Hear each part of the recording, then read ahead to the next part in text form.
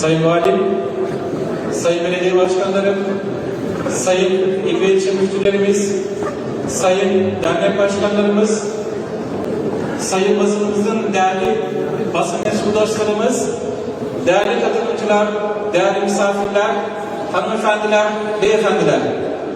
10. Uluslararası Cami Yapı Ekipmanları Fuarımızın açılışına hoş geldiniz, sefalar getirdiniz.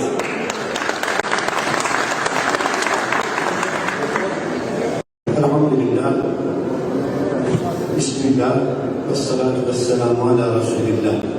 Sayın Valim, Sayın Büyükşehir Belediye Başkanı, çok kıymetli il müftü hocalarım, ilçe müftü hocalarım, dernek başkanlarım, kıymetli misafirler. Allah'ın selamı, rahmeti, feyzi, bereketi üzerinize olsun inşallah. Saygıdeğer Valim, muhterem usul, değerli misafirler, herkese saygılı selamlarım. Herkese hayırlı günler diliyorum. Yaklaşık bir yıldır pandemi sürecindeyiz. Öncelikle pandemi sürecine rağmen proaktif fuarcılığımız, fuar yapma noktasındaki ısrarından dolayı çok teşekkür ederim. Hayat devam ediyor.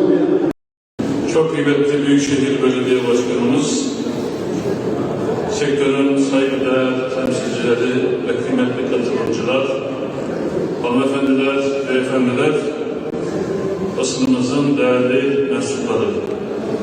10. Uluslararası Cami Yapı Ekipmanları Fuarı dolayısıyla ilimize hoş geldiniz diyor. Sizleri İpek'in başkenti, İpek yolunun son durağı, Osmanlı'ya başkentlik yapmış kadim mimarisiyle, sahip camileriyle, Türkiye ekonomisinin lokomotif kenti Bursa'mızda ağırlamaktadır.